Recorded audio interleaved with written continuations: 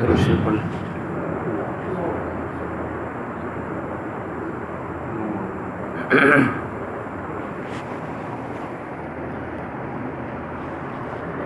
الحمد للہ وکفا وسلام علی عباده الذین اصطفى، اما بعد فاعوذ باللہ من الشیطان الرجیم، بسم اللہ الرحمن الرحیم۔ لو انزلنا هذا القرآن على جبل لرأيته خاشعا متصدعا من خشية الله، وتلك الأمثال نضربها للناس لعلهم يتفكرون۔ وقال النبي صلى الله عليه وسلم: يقال لصاحب القرآن اقرأ وارتقي ورتلوا كما كنت ترتل في الدنيا فإن منزلك عند آخر آية تقرأها۔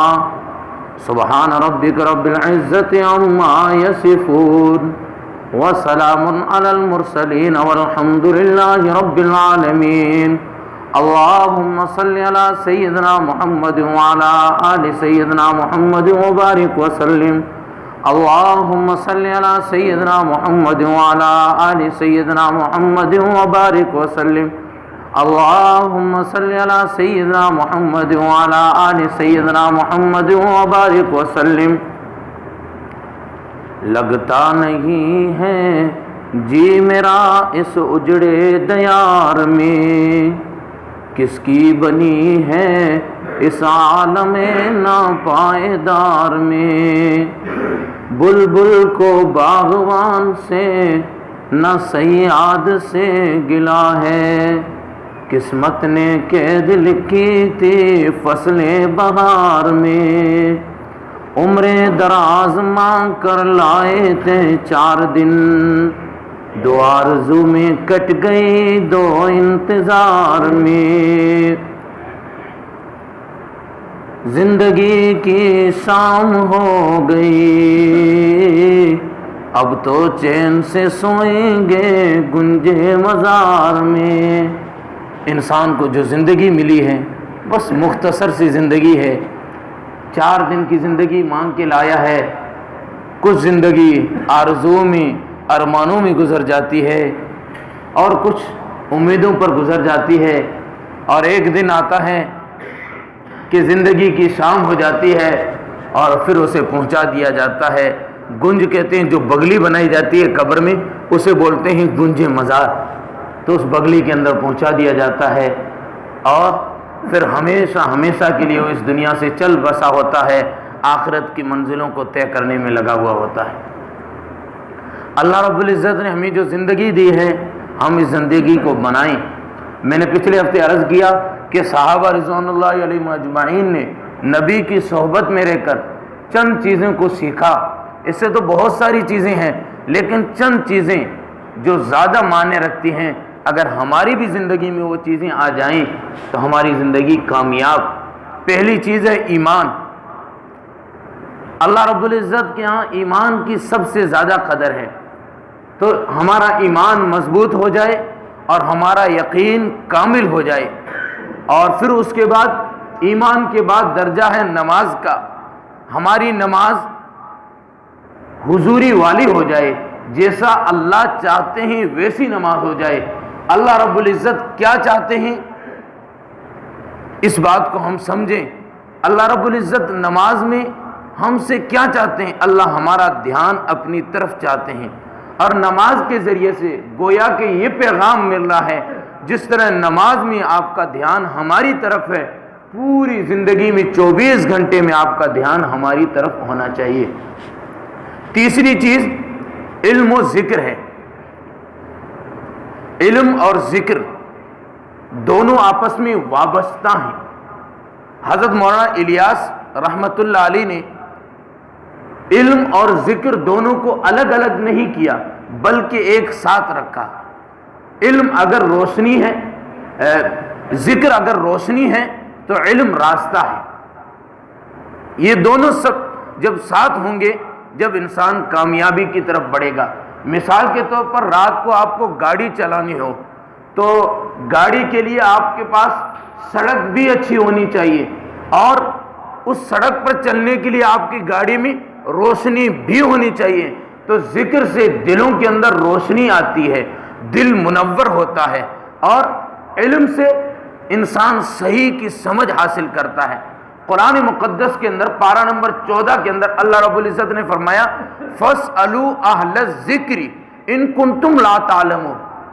یہاں پر علم کی بات، پوچھنے کی بات تھی، تو اللہ رب العزت کو یوں کہنا چاہیے تھا فَاسْأَلُوا أَهْلَ الْعِلْمِ إِن كُنتُمْ لَا تَعْلَمُونَ، لیکن نہیں، اللہ رب العزت نے یہاں پہ فرمایا فَاسْأَلُوا أَهْلَ الذِّكْرِ إِن كُنتُمْ لَا تَعْلَمُونَ، اگر تم نہیں جانتے ہو تو اہل ذکر سے پوچھو۔ مفسرین لکھتے ہیں اہل ذکر سے مراد وہ ہیں جن کے دل منور ہو، اہل ذکر سے مراد وہ ہیں جو قرآن اور ذکر کو پابندی سے کرنے والے ہو۔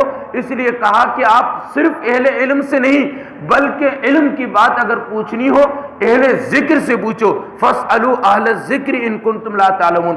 پارہ نمبر 5 کے اندر اللہ رب العزت نے فرمایا یا ایھا الذین آمنوا اطیعوا اللہ، اطاعت کرنی ہے اللہ کی، وَأَطِیعُوا الرَّسُولَ، اور آگے فرمایا وَأُولُو الْأَمْرِ مِنْکُمْ۔ حضرت عبداللہ بن عباس رضی اللہ تعالی عنہما، تفسیر ابن عباس کے اندر موجود ہے، تفسیر ابن کبیر کے اندر موجود ہے، لکھتے ہیں کہ اولو الامر سے مراد کون ہے؟ اولو الامر سے مراد کون ہے؟ فرماتے ہیں اولو الفقہ والدین، اس سے مراد وہ ہیں جو دین کی سمجھ رکھنے والے ہیں۔ تو گویا کہ اللہ رب العزت جب حکم دے رہے ہیں اللہ کی بات کو مانو، رسول اللہ کی بات کو مانو، اور ساتھ میں کیا کہہ رہے ہیں اولو الفقہ والدین، یعنی جو دین کی سمجھ رکھنے والے ہیں ان کی بات کو بھی مانو۔ آگے ایک آیت، آگے اس سے آگے ٹکڑا فَإِن تَنَازَعْتُمْ فِي شَيْءٍ فَرُدُّوهُ إِلَى اللَّهِ وَالرَّسُولِ، تفسیر ابن کبیر کے اندر لکھا ہے کہ یہ جو حکم ہے یہ حکم ہے اولو الامر کو، یعنی جو دین میں سمجھ رکھنے والے ہیں، اگر ان میں آپس میں اختلاف ہو تو وہ لوگ رسول اللہ صلی اللہ علیہ وسلم کی طرف رجوع کریں۔ تو علم اور ذکر جو ہے وہ خاص ہے، اس وجہ سے اللہ رب العزت نے یہی حکم فرمایا فَاسْأَلُوا أَهْلَ الذِّكْرِ إِن كُنتُمْ لَا تَعْلَمُونَ۔ تو اب یہ دونوں جب وابستہ ہوں گے، علم جو ہے انسان کو اللہ کی معرفت، اللہ رب العزت کی ذات کا علم سکھاتا ہے، اور ذکر اللہ رب العزت کی معرفت کے ساتھ اللہ کی ذات سے محبت کراتا ہے۔ قرآن مقدس کے اندر پارہ نمبر 2 کے اندر اللہ رب العزت نے ہم نے وَجَعَلْنَاكُمْ أُمَّةً وَسَطًا فرمایا۔ اچھا وسطا کیوں کہا؟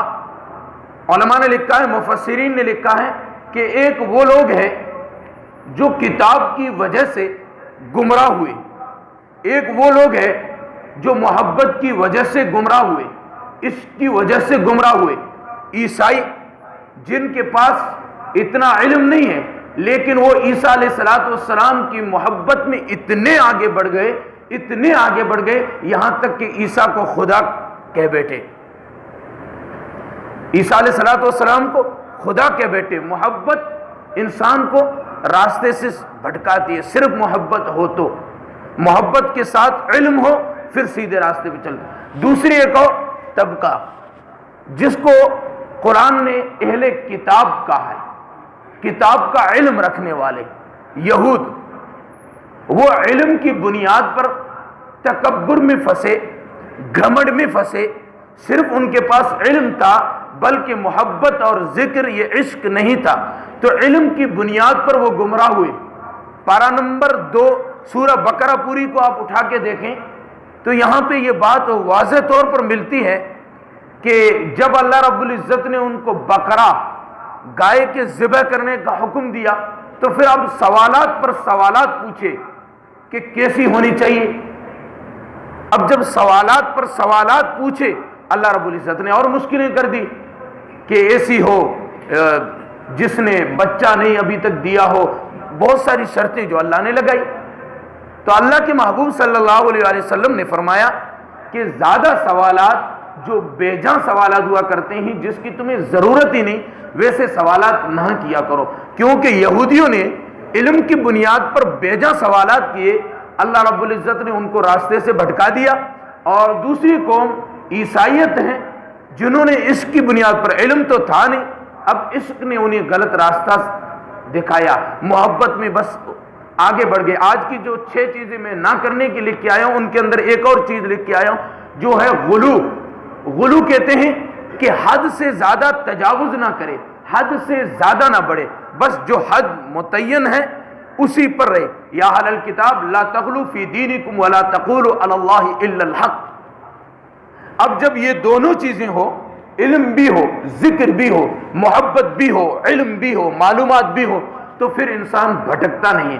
اگر علم کی بنیاد پر تکبر آتا ہے تو ذکر اس تکبر کو روک دیتا ہے، اگر ذکر کی بنیاد پر پھر جو غلو پیدا ہوتا ہے، علم اس غلو کو روک دیتا ہے۔ اس لیے مولانا الیاس دہلوی رحمۃ اللہ علیہ نے جو 6 نمبر بنائے، ان کے اندر علم اور ذکر کو ایک ساتھ رکھا۔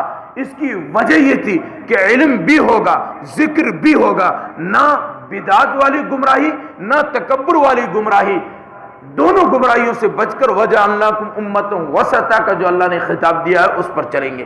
تو تیسری چیز کیا ہے؟ علم اور ذکر۔ علم کتنا ہونا چاہیے کہ ہمیں اپنے جو مسائل ہیں، ضروریات زندگی کے مسائل، یہ ہمیں سیکھنا ضروری ہے۔ اور آگے اگر ہم قرآن مقدس کے علوم کو یاد کرتے ہیں تو یہ ہمارے لیے خصوصیت ہے۔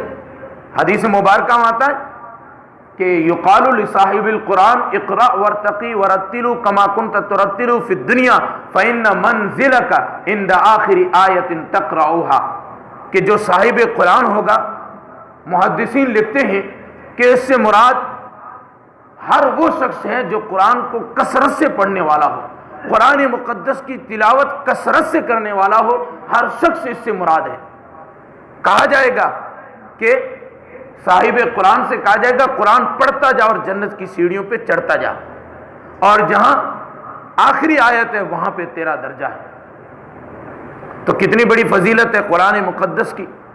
اور ایک اور حدیث میں ہے من قرأ القرآن فاستظہرہ فاحل حلالہ وحرم حرامہ ادخلہ اللہ الجنت وشفعہ فی عشرۃ من اہل بیتہ کلہم قد وجبت لہم النار، کہ وہ جو قرآن پڑھنے والا ہو، جو قرآن کو صحیح طور پر پڑھتا ہو، فاحل حلالہ، قرآن نے جس چیز کو حلال کہا ہے اس کو حلال مانتا ہو، وحرم حرامہ، جس چیز کو قرآن نے حرام قرار دیا ہے، قرآن نے غلط قرار دیا ہے، اس کو وہ حرام مانتا ہے، غلط مانتا ہے، تو قیامت کے دن اس سے کہا جائے گا کہ 10 وہ لوگ اپنے قبیلے میں سے جن کے اوپر قد وجبت لہم النار، جن کے اوپر جہنم واجب ہو چکی ہوگی، ان 10 لوگوں کی وہ شفاعت کرے گا، اس کی بنیاد پر اللہ رب العزت ان 10 لوگوں کو جنت پہنچا دیں گے۔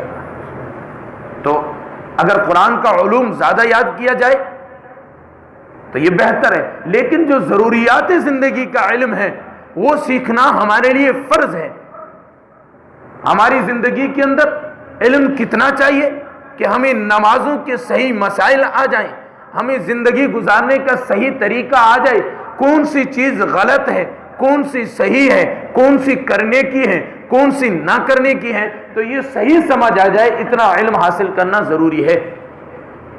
اور دوسری چیز ذکر اتنا کرے کہ اللہ رب العزت کی یاد نصیب ہو جائے، اللہ کی ذات پر یقین نصیب ہو جائے۔ فذکر ان الذکر تنفع المؤمنین، اللہ کے محبوب صلی اللہ علیہ وسلم سے اللہ نے فرمایا محبوب ذکر کیا کرو، یہ ذکر کرنا تمہیں نفع دے گا۔ علماء نے لکھا اس سے مراد قرآن مجید ہے۔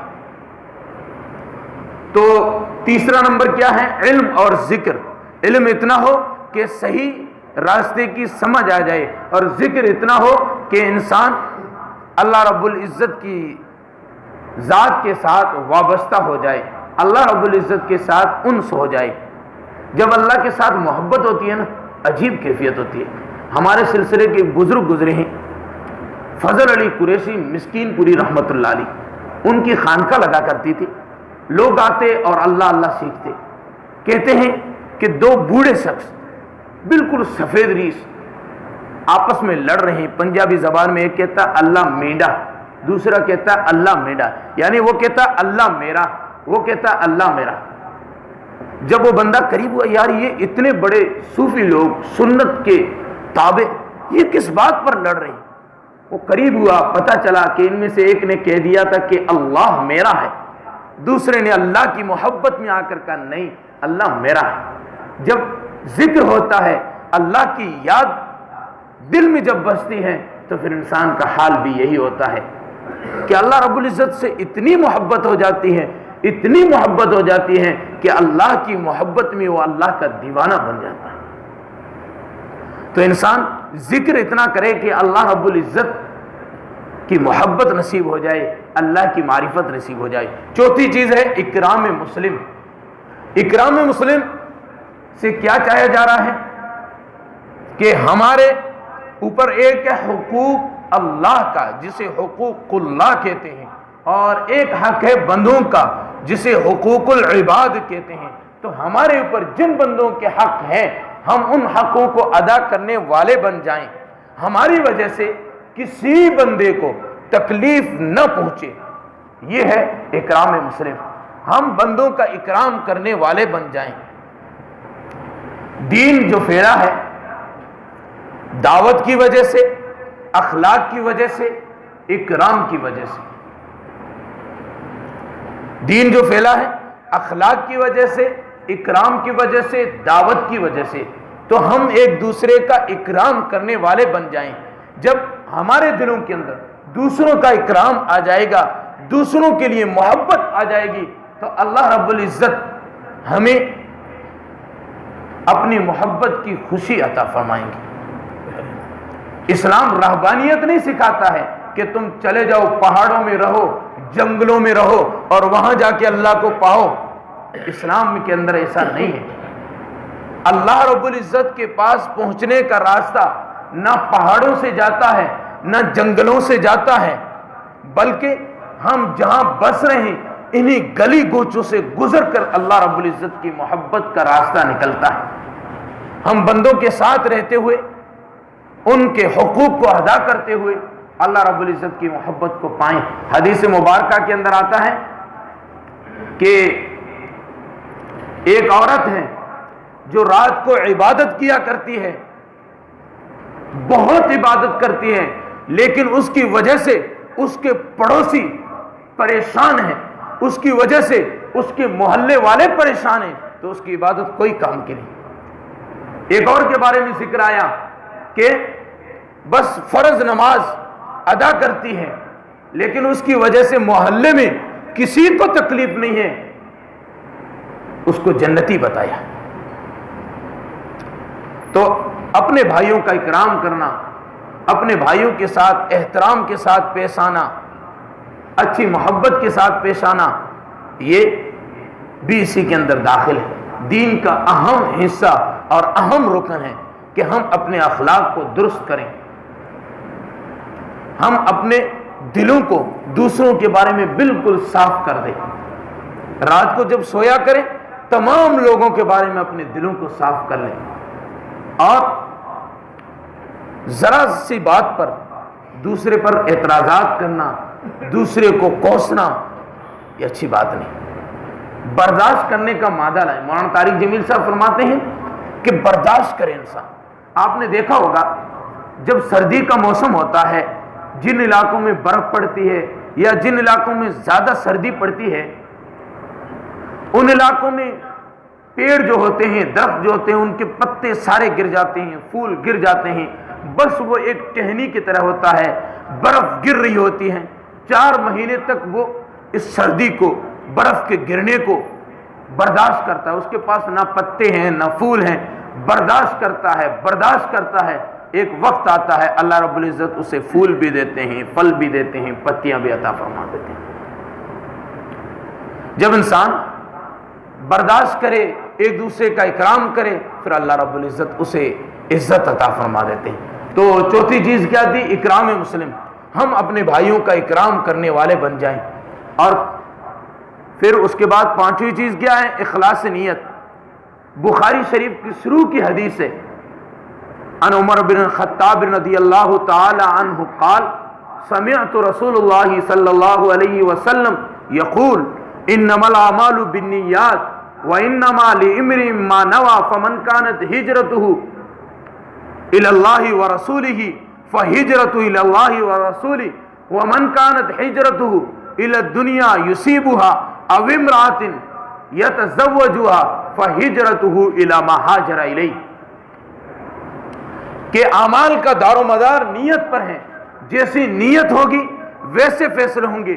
اگر کسی نے ہجرت کرنے والے نے اس نیت سے ہجرت کی ہے کہ اسے اللہ اور رسول کی محبت مل جائے تو اسے اللہ اور رسول کی محبت ملتی ہے۔ اگر کسی نے دنیا کو حاصل کرنے کے لیے یا کسی عورت سے نکاح کرنے کے لیے ہجرت کی ہے تو اسے وہی ملے گا جس کی اس نے نیت کی ہے۔ کہتے ہیں کہ ایک صحابی نے ایک عورت کے ہاں پیغام بھیجایا جو مدینے پہنچ چکی تھی، کہا کہ میں آپ سے نکاح کرنا چاہتا ہوں۔ تو اس نے کہا آپ ایسا کریں، ہجرت کریں، مکے سے مدینے آ جائیں، میں آپ سے نکاح کر لوں گی۔ جب پتہ چلا اللہ کے محبوب صلی اللہ علیہ وسلم کو کہ اس نے اس عورت سے نکاح کے لیے ہجرت کی ہے، اللہ کے محبوب نے فرمایا ہر بندے کو وہی ملے گا جس کی اس نے نیت کی ہے۔ تو اللہ رب العزت اعمال کے اندر یہ چاہتے ہیں کہ خالص اللہ کے لیے ہو۔ اللہ رب العزت تک نہ ہمارا مال پہنچتا ہے، نہ ہمارے جانور پہنچتے ہیں، نہ ان کا گوشت پہنچتا ہے، نہ خون پہنچتا ہے، بلکہ اللہ کے یہاں ہمارے دلوں کی نیت پہنچتی ہے۔ تو ہمارے دلوں کی نیت درست ہو جائے۔ جب اعمال کر لیا اس کے بعد آخر میں دیکھیں کہ میری نیت کیا تھی، میں نے ذکر کیا ہے، نماز پڑھی ہے، علم سیکھا ہے، میں نے دوسرے کا اکرام کیا ہے، میری نیت کیا تھی؟ کہیں یہ نیت تو نہیں تھی لوگ مجھے صوفی کہنے لگے، لوگ مجھے بڑا کہنے لگے۔ اگر یہ نیت تھی اللہ کے یہاں مقبول نہیں۔ اللہ کے یہاں مقبول وہی ہے جو اللہ کے لیے کیا جائے۔ مفتی شفیع رحمۃ اللہ علیہ، مفتی اعظم پاکستان، ایک بات اکثر فرمایا کرتے تھے، فرماتے ایک لڑکی کو دلہن بنایا گیا، زیورات پہنائے گئے، سجایا گیا، اتنے میں ایک اس کی سہیلی نے بولا ماشاءاللہ بہن کتنی خوبصورت لگتی ہو، وہ رونے لگی۔ پوچھا بہن کیوں روتی ہو؟ میں نے تمہاری تعریف ہی تو کی ہے، کوئی گالی نہیں دی، کیوں رونے لگی؟ وہ کہنے لگی بہن تم تعریفیں کر رہی ہو، سب تعریفیں کر رہی ہے، کیا اچھی لگ رہی ہو، لیکن جس دولہے کے لیے مجھے سجایا گیا ہے اس نے کہہ دیا تو اچھی نہیں ہے، مجھے تیری نکاح مجھے قبول نہیں ہے، تو یہ سجنا یہ تعریفیں کیا کام کی؟ مفتی شفیع رحمۃ اللہ علیہ فرمایا کرتے تھے لوگ آج ہماری تعریفیں کر رہے ہیں، لوگ کہتے ہیں ماشاءاللہ اچھا بیان ہوا، لوگ کہتے ہیں اچھا آپ بیان کرتے ہیں، اچھی نماز پڑھتے ہیں، آپ صوفی ہیں، ایسے ہیں، اللہ والے ہیں، لوگ کہہ رہے ہیں، لیکن جس اللہ کے لیے کیا جا رہا ہے اس اللہ نے کہہ دیا کہ مردود ہے، لوگوں کے لیے کیا تھا، تو ہمارا کیا حال ہوگا؟ اللہ کے لیے کر رہے ہیں تو لوگ کچھ بھی کہیں، لوگ سمجھے مجھے وقار تنقید، لیکن وہ یہ نہ سمجھے کہ میری محفل کے قائل نہ رہا۔ شاعر کہتا ہے کہ ریا و مکر کے سجدوں نے میری لاز رکھ لی، تیری شان ستاری نے میری بندگی کا ساتھ دے دیا۔ آج تو لوگ ہماری تعریفیں کر رہے ہیں، لیکن جس خدا کے لیے کیا جا رہا ہے وہ خدا ہم سے خوش ہے یا نہیں ہے؟ تو اپنے ہر اعمال کے اندر اخلاص کو پیدا کریں۔ جب بندے کے اندر اخلاص آتا ہے اللہ رب العزت کے ہاں یہی قبول ہے، اخلاص والے کلمات قبول ہیں۔ ایسے انسان بہت پہاڑ کے برابر سونا خرچ کر دے لیکن اخلاص نہ ہو، اخلاص سے 1 روپیہ اللہ کے راستے میں خرچ کرے، بہت پہاڑ کے برابر جو سونا خرچ کیا اس سے زیادہ یہ قیمتی ہے۔ ترازو جو لگے گی قیامت کے دن، اس میں جو اعمال تولے جائیں گے تو وزن کس چیز کا ہوگا؟ صرف اخلاص کا وزن ہوگا۔ اس لیے حدیث میں آتا ہے نا کہ گناہوں کے بہت سارے دفتر ہوں گے، پلڑے میں رکھے ہوئے ہوں گے، لیکن ایک پرزہ لا الہ الا اللہ کا لا کر اس میں رکھا جائے گا، وہ سارے کے سارے پلڑے اٹھ جائیں گے اور یہ لا الہ الا اللہ والا جھک جائے گا۔ وجہ کیا ہے کہ وہ دنیا جو ختم ہونے والی ہے دنیا کے لیے تھا اور یہ اللہ کے لیے تھا، اللہ ہمیشہ باقی رہنے والا ہے۔ اخلاص کی برکت کی وجہ سے، اس چھوٹے سے پرزے کی وجہ سے اللہ رب العزت نے پلڑے کو جھکا دیا ہے۔ تو اخلاص کی اللہ رب العزت کے یہاں بہت زیادہ اہمیت ہے۔ اپنے اعمال کے اندر اخلاص پیدا کرنے کی ضرورت ہے۔ آگے کی باتیں انشاءاللہ اگلے ہفتے۔ اللہ رب العزت مجھے بھی اور آپ کو بھی عمل کی توفیق نصیب فرمائے۔ وآخر دعوانا الحمدللہ رب العالمین۔